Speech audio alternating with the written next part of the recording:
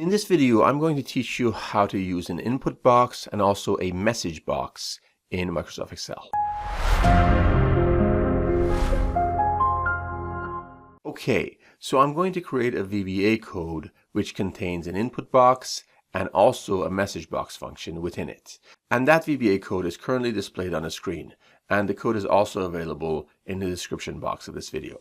So this is a very simple code. And what this code does is it just changes the name of the tab in which we are in. It changes the name of the worksheet within the workbook. So it's a very simple VBA code, and I'm just using this for demonstration purposes as it contains the input box and message box functions within it. So to use this code, you have to have the developer available on the ribbon. So in case you don't, to add the developer, you just have to go to File, Options, Customize ribbon, and just make sure you check this box that says developer. And as soon as you do that and click on OK, this developer section will be available on your ribbon in Excel.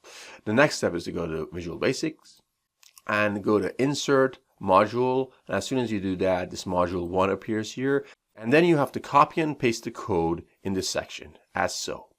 So this is a code, it's a sub, and the name of the sub is changeName. In the first line of the code, I define a variable called NewName, and the type of that variable is a string. The next line of code indicates that the content of this new name is coming from an input box. So, in other words, a pop-up message will appear on the screen, and an input box will appear.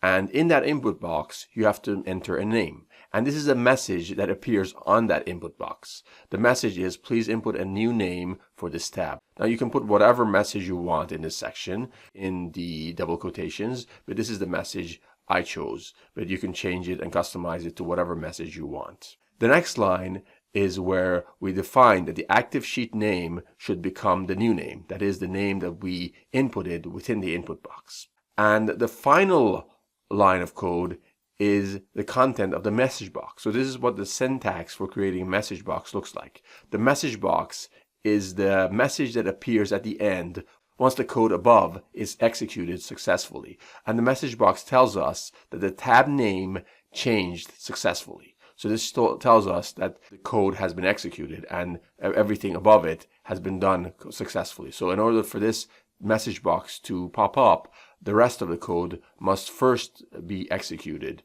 successfully. As you can see here, I use both the input box syntax and also the message box syntax within this very simple code that simply changes the name of the current tab. And now that I've inputted this, I'll save it and close it, and then I will run this code. So I'll go to Macros, I will run this sub, which as we mentioned before, it's called the changeName. And there we go. As you can see now, the name of the tab is main. Once I run this, I will be prompted to please input a new name for this tab, as I just showed to you a few moments ago. Let's say we want to change the name of the tab to, let's say, Finance, for example. We input whatever new name we want to enter, in this case, Finance, and then I click on OK. And there you go. And this is the content of the message box. It tells me that the tab name changed successfully. And then I click on OK. And as you can see down here, the name of the tab is now Finance. And this is how we can utilize the input box and also the message box functions in our VBA code in Excel.